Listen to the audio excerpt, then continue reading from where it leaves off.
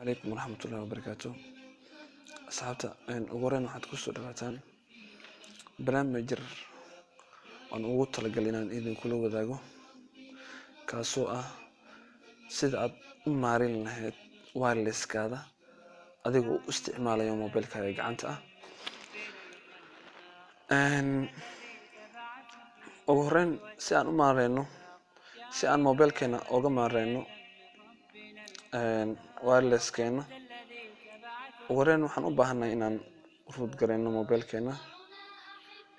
marka labaadna waxaan u baahanahay manage netcard inaan soo download gareyno. marka saddexaadna waxaan u baahanahay netcard inaan soo download gareyno. manage netcard and netcard waa laba program oo aad ku maareynayso wireless-kaaga. haddii aan si kale kula dhigana waxay noqonaysaa waa laba program oo aad qof aadan ogeyn oo soo galay wireless-kaaga oo aad oga xanibayso, ama aad qof aad passwordkiisa siisay oo aad waqti xadidan u goynayso, ama aad qof soo galay oo aadan raalli oga ahayn in aad ka xanibayso isagana.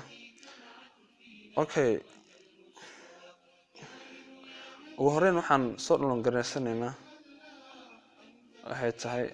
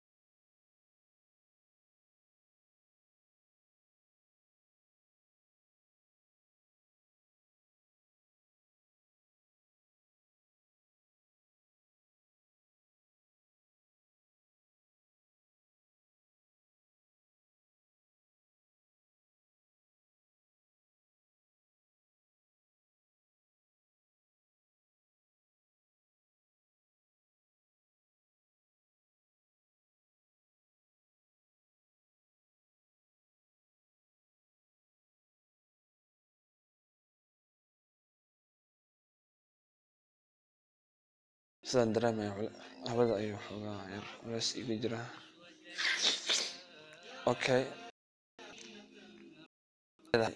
cloud is download aku dhufanaysaa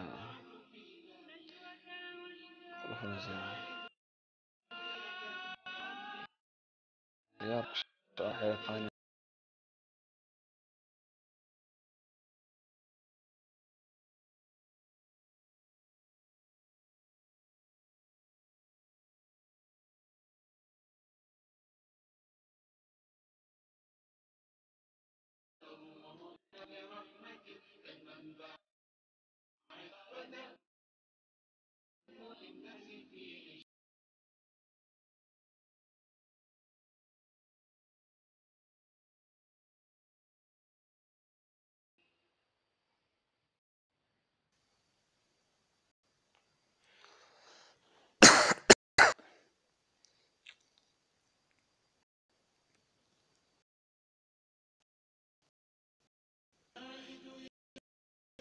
yahay.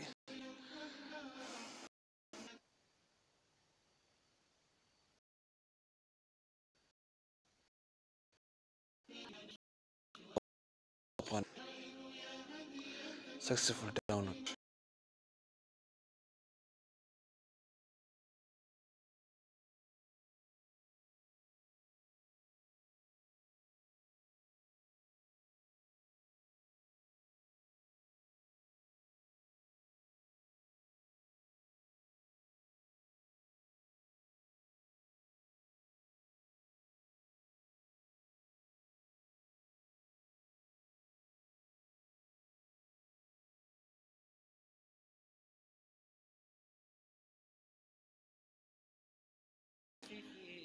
hadda barnaamijka aad soo download garaysatay kan ayuu soo download garaynaa. Markuu soo download gareeyo isla markiiba gudihiisa ayuu ku keenayaa.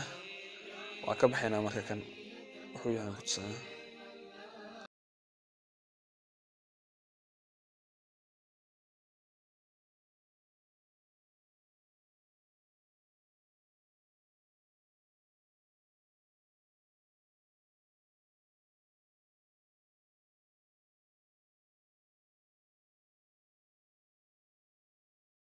programka ay ku qoranta king user. Okay, inta kadib Play Store ka tagaysaa, waa root garaysatay mobilka, waxaad qoraysaa netcat.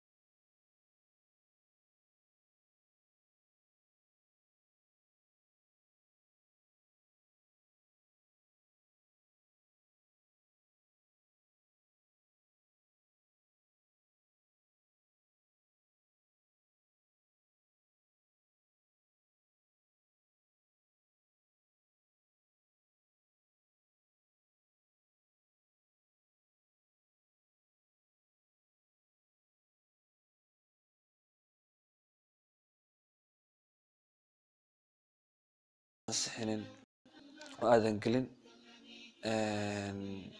kadibna mobilka kusoo saara mobilka aad inaan save kusoo dhihin kan ma imaan kartid. oo xitaa haddii aad kusoo dhihin oo aad ka imaato qofka aad xirtay ma aadan ka xirin ma xirmaayo. intaa kadib netcat aad ku dhufanaysaa download leedahay meeshan open and download kusoo qori doona adiga anaa hadda weli download garaysan yahay. kadibna marka download dhahdid hadda diyaar ayuu ku yahay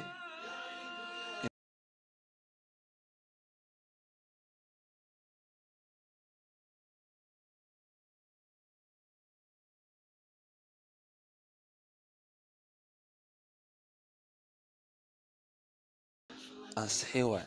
marka hadda aniga mobilkayga noocuu yuhu soo saaray wuxuu dhahay mobilka macnaha mobilkayga inuu yahay 10 M6 ayuu soo saaray. marka adiga waxa laga yaabaa mobilka inaad wadato mobilka wadatidna magaciisu soo saarayaa isla magaciisa ayaad ku dhufanaysaa. hadda magacayga mobilka wadato waa 10 M6 uu soo saaray waana ku dhuftay. intaa kadib minimize ayaad leedahay waxaad u imaanaysaa netcat aad u imaanaysaa arsai.com netcat maqaska aad u imaanaysaa ku dhufanaysaa. marka hadda programka maxaa waaye waa programkii aad ku ogaanaysid in wirelesskaaga la soo galay oo aadna micnaha qofkaad doonayna aad oga jarayso qofkaad doonaysana aad farax ka qaadayso qofka kale micnaha aad doonaysana aad waqti ugu xirayso saacadda hadda ujeedid waa waqti micnaha aad ku xiraysaa in muddo ah qofkaan inuu wirelesskaaga inuu isticmaalo. kadibna haddii muddada ay dhamaato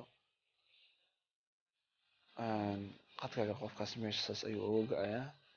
marka hadda ani hal user oo other network users 1 ku qoran hal user markaad wirelesskayga isticmaalayo midaas ayuu ii sheegayaa. saas ay tahay inaan guduud ayaa saaran calaamad guduudan ayaa saaran it means waxay ka dhigan tahay inaan hore u xire. okay qofka hadda marka u furayso wirelesska antenada ku dhufanaysaa kadibna kana soo jiidaysaa antenadana ku dhufanaysaa full aa leedahay kadibna antenadaas kor ku dhufanaysaa diyaar oo qofka haduu u shaqeynayaa wirelesska.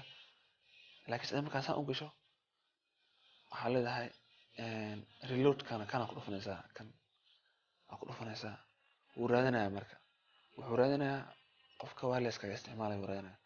haddana kana igu jiro kan haddii aan rabo hadda waa ka xiri karaa